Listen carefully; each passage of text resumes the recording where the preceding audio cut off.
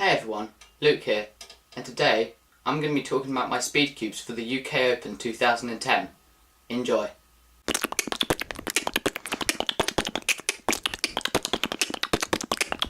First of all, the 2x2x2.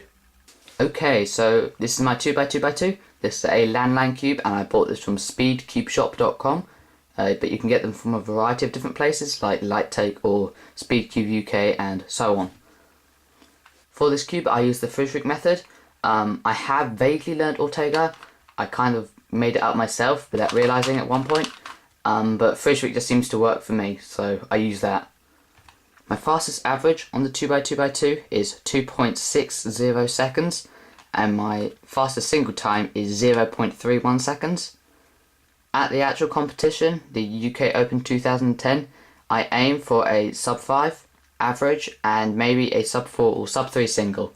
I'm hoping for sub 3 obviously, but I may not get it. 3x3x3. Okay, 3x3. This is actually the newest puzzle I've got so far, this specific brand, and it's the newest kind of 3x3 on the market. It is the Diane Ling Yang puzzle.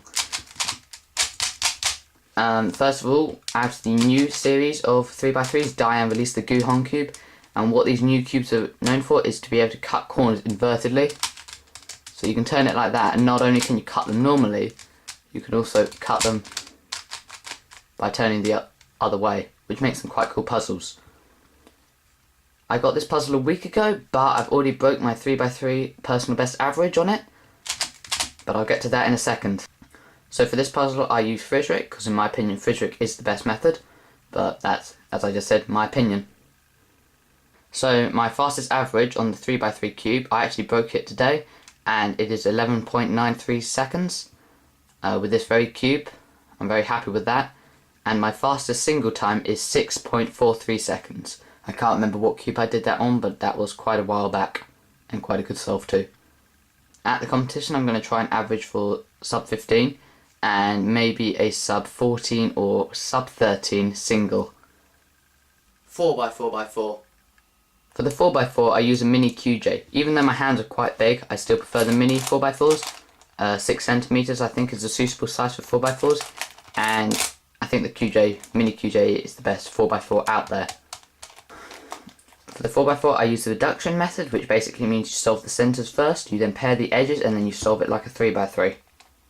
My fastest average for the 4x4 is like 1 minute 4 seconds or something, and my fastest single time is around 53 seconds.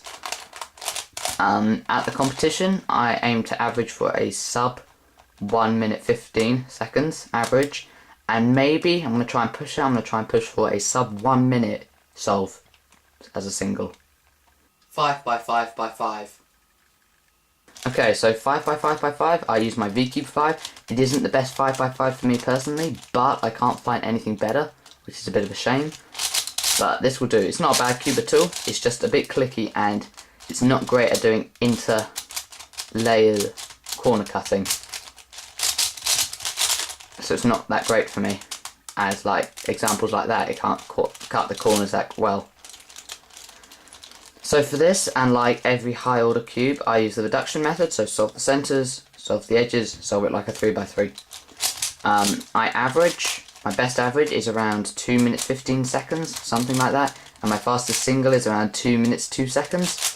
I'm not great at 5x5. At the competition I'm going to try and aim for a sub 2.5 minute average, and hopefully a sub 2 minute 20 second single solve.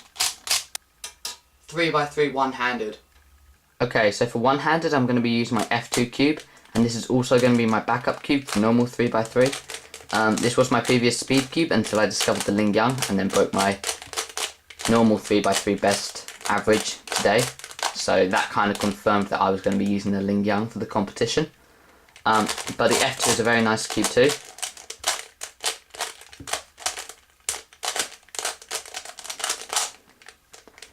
I obviously for one-handed use the Friedrich method, but the difference with one-handed is that I can do it being colour neutral. I can't do normal 3x3 colour neutral unless I can see an exceptionally lucky case, but I average quicker being colour neutral on one-handed for some reason. So yes, so I average around 32-33 seconds normally, my best average being around that maybe 31 seconds. And my fastest single is around 24 seconds. Again, as I said, I'm not that great at one-handed. For the competition, I'm going to try and aim for a sub 35 second average, and I'm going to try and push myself for a sub 30 single. Megaminx. Okay, so now it's time for Megaminx. I use an MF8 Megaminx, and this may look like a bit of a weird colour scheme, but on my first Megaminx, which was my puzzle Megaminx, it has the same colour scheme.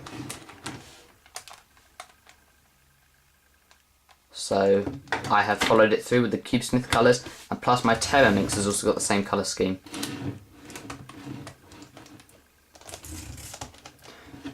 Okay, so for the Megaminx, my best average is around 2 minutes 11 seconds or 2 minutes 9 seconds, something like that. And my fastest time is 1 minute and 57 seconds exactly. I'm not great at Megaminx, my best events are the smaller cubes, but I do plan to get faster at the Megaminx and 5x5 and so on. The method I use for the Megaminx is basically the Friedrich F2L for all the layers, and then when I get to the last layer, I use my own method, which I'm going to hopefully make a tutorial for in the near future. For the competition, I'm going to try and get a sub 2.5 minute average, and I'm going to try and get a sub 2 minute 10 second solve on the single side. I might be able to do it, I might be able to get sub 2 minutes if I'm lucky. Who knows? But yeah, that's Megaminx. Pyraminx. Okay, so Pyraminx. This is a Pyraminx that I got from puzzle.co.uk. It is apparently, according to some people, a QJ Pyraminx, although I'm not too sure because I have 2 other tiled QJ Pyraminxes and they are no way near the quality that this is at.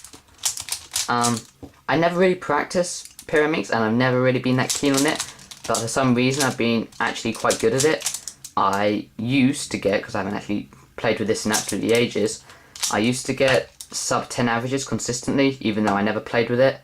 My fastest average being around 8.5 seconds, and my fastest single being like a very high 4 second. For the competition, I'm going to try and aim for a sub 12 average, sub 12 seconds, and a sub 10 single time. For the method, I solve one side by solving the centers and inserting the edges, and then I've come up with all my own cases for sorting out these last 3 edges on the top side. So that's the Pyraminx. And finally, the square one.